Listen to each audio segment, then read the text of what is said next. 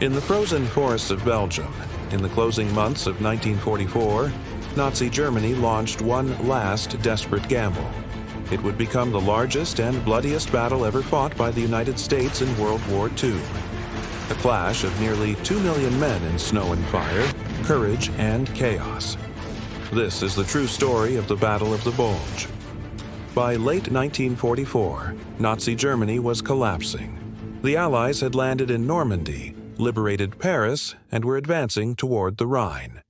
To the east, the Red Army was closing in from Poland, but Adolf Hitler refused to surrender. Convinced he could divide the Allies and turn the tide, he ordered a massive counterattack through the dense Ardennes forest, the same region where his forces had triumphed in 1940. He called it Watch on the Rhine. His generals called it madness. The plan was audacious. 3 German armies, more than 200,000 men and over 1,000 tanks would smash through thin American lines, cross the Meuse River, and capture Antwerp, cutting the British and American forces in half. If successful, it could force the Western Allies to negotiate peace and buy Germany time to resist the Soviets. In December 1944, the Ardennes was considered a quiet sector. American troops there were resting, recovering, and integrating new replacements after months of heavy combat. Many were young and inexperienced, expecting a peaceful Christmas. But deep in the forests beyond their lines, 30 German divisions were quietly assembling, their engines muffled, their radios silent, their orders secret. Hitler's gamble depended on 2 things: total surprise and bad weather. Heavy snow and fog would ground Allied planes and give the Germans the advantage. At dawn on December 16, 1944, the silence shattered. Over 1,600 German artillery guns opened fire along an 80-mile front. Shells rained down on unsuspecting American positions, lighting up the snowy woods. Then the German infantry came. The attack struck the weakest part of the Allied line, held by exhausted or understrength units of the 106th and 28th Infantry Divisions. German tanks rolled forward through fog and smoke, smashing through villages and cutting communication lines. Thousands of Americans were captured in the first days. The German 5th and 6th Panzer armies advanced rapidly, led by elite SS units under Generals Sepp Dietrich and Hasso von Manteuffel.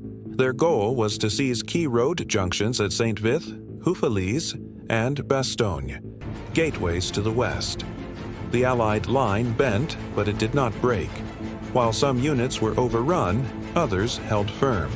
At Elsenborn Ridge, American artillery and infantry blocked the northern advance, delaying the German timetable. At St. Vith, U.S. forces fought a brutal defensive battle for nearly a week, trading ground for time and exhausting the enemy's fuel. Every hour of delay mattered. The Germans were on a strict timetable, reached the Meuse River in just 3 days.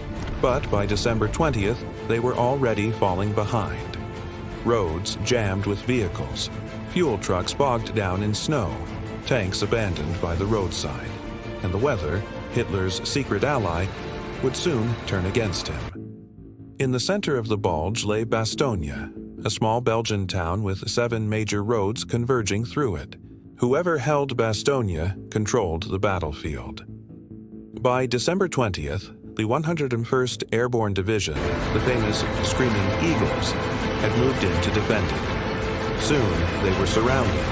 For days, German forces encircled Bastogne completely. Supplies ran low. Medical units were overwhelmed.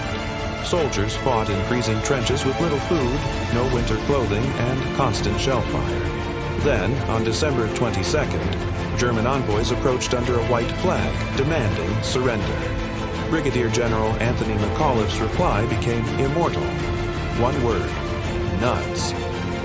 That single word became a symbol of American defiance. The men of Bastogne held out despite hunger, frostbite, and endless bombardment. On Christmas Day, the skies finally cleared. Allied planes roared in, dropping food, ammunition, and medical supplies. And from the south, help was coming. General George S. Patton had turned his entire Third Army north, an extraordinary maneuver across ice and snow. On December 26th, Patton's spearhead broke through the German ring. Bastogne was relieved. The tide was turning. By the final week of December, the weather had cleared completely. Allied aircraft dominated the skies once more. Thunderbolts and Mustangs hunted German columns. Bombers struck supply convoys, fuel dumps, and bridges. German mobility collapsed. Without fuel, the offensive ground to a halt. Armored divisions were trapped or destroyed. The Allies launched counterattacks from north and south, squeezing the Bulge shut. Villages changed hands multiple times in vicious close combat. By early January, the Germans were retreating. By the 25th, the Ardennes front was restored. The Bulge was gone. But victory came at a terrible cost. The Battle of the Bulge was the bloodiest battle ever fought by the U.S. Army. More than 19,000 Americans were killed, 47,000 wounded, over 20,000 captured or missing. German losses were even greater, between 70,000 and 100,000 men. Thousands of tanks, guns, and vehicles were destroyed. Entire villages were flattened. Civilians froze or starved in their homes. The forests of the Ardennes became graveyards. The cost of Hitler's gamble was devastating. It drained Germany's final reserves: men, fuel, and hope. By spring, the Allies were crossing the Rhine. Within months, the Third Reich would fall. The Battle of the Bulge was more than a military clash. It was a test of endurance, faith, and unity. Young soldiers, freezing, hungry, and outnumbered, held the line against one of history's most desperate offensives. Winston Churchill called it the greatest American battle of the war. He was right. The battle showed the power of resilience, the willingness to fight on when all seems lost.